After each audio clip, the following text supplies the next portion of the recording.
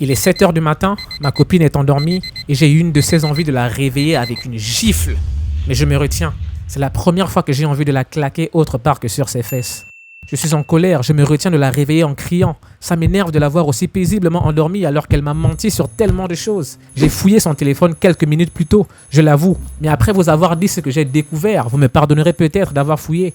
Bref, je vais dans le salon et je réfléchis à ce que je vais devoir faire de cette découverte. D'ailleurs, au fond, je m'en veux un peu de l'avoir découvert parce que j'aime cette fille. Mais est-ce réciproque? Je suis triste, déçu, mon cœur est un mélange d'émotions. Mon regard se perd dans le vide.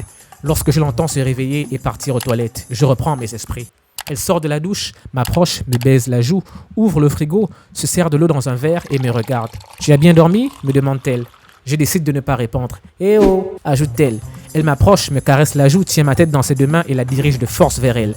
Nos regards se rencontrent. « Qu'est-ce qui t'arrive ?» me demande-t-elle, intriguée. « J'ai fouillé ton téléphone ce matin » répondais-je. Elle change aussitôt d'humeur et s'énerve en jetant ma tête sur le côté.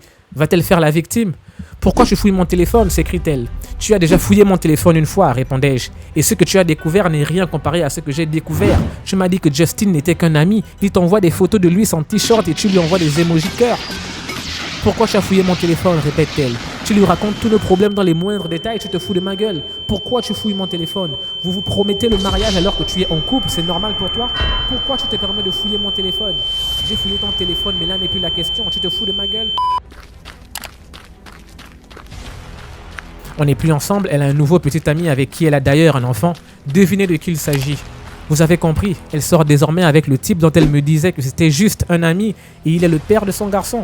Pourtant, elle me dira plus tard qu'on peut rester amis et qu'il n'est pas essentiellement question qu'on se perde de vue.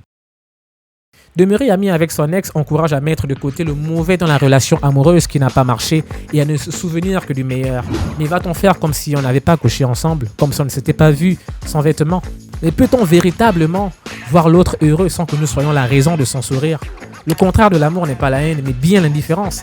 La vérité est qu'on ne reste pas amis avec nos ex parce qu'on les aime encore et que cela nous ferait souffrir de les voir heureux sans nous.